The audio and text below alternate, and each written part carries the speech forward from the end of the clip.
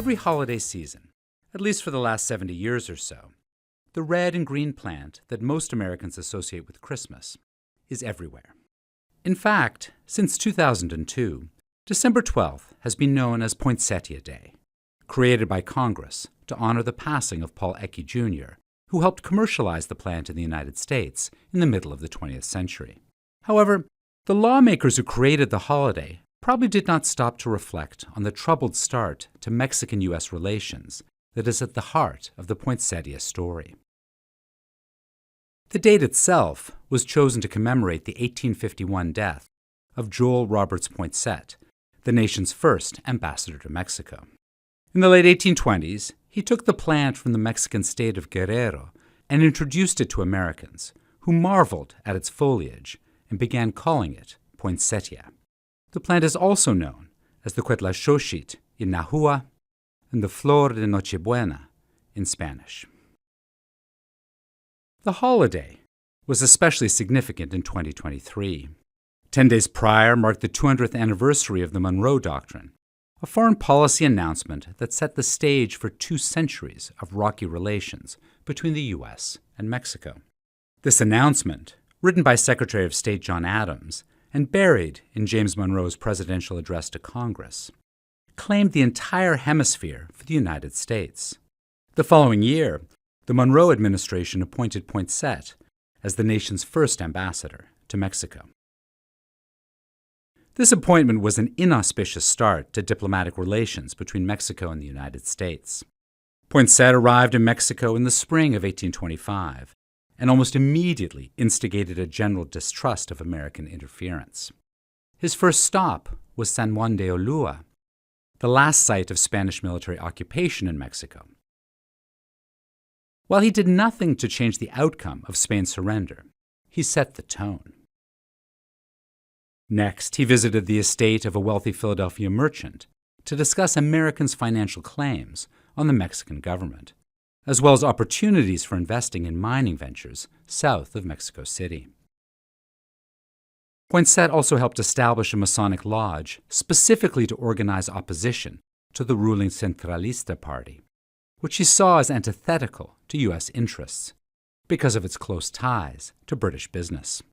When this rising opposition had some political successes, Poinsett used his Masonic connections to secure favorable plots of land for himself and his friends and establish an American-based mining company.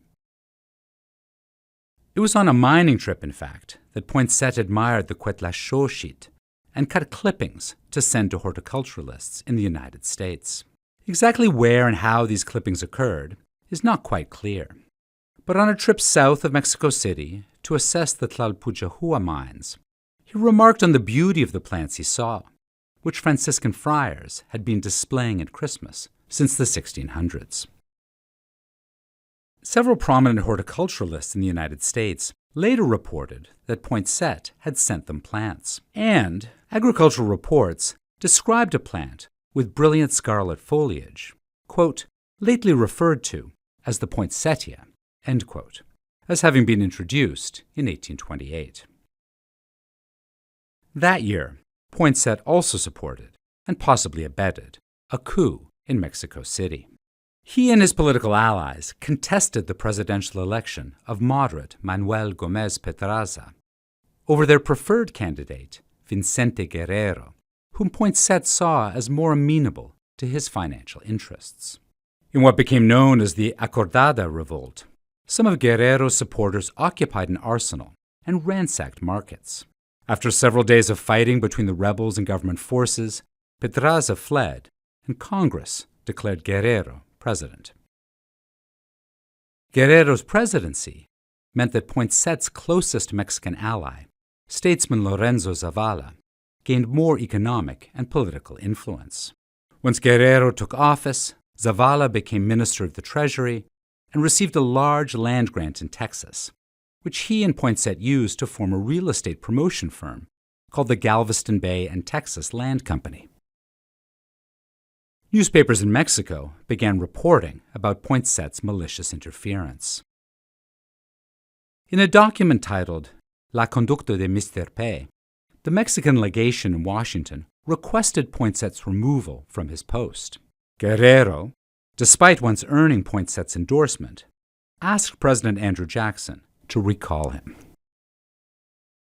Jackson instead allowed him to resign, and in 1830, Poinsett returned to the United States, the same year that Jackson signed the Indian Removal Act into law.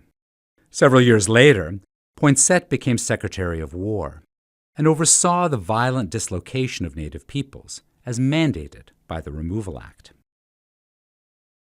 All of Poinsett's experiences as a statesman convinced him that the United States should have a national museum to display the expanding government collections, including plant specimens. The gardens of the Smithsonian Institution that he advocated for now showcase thousands of the plant that bears his name.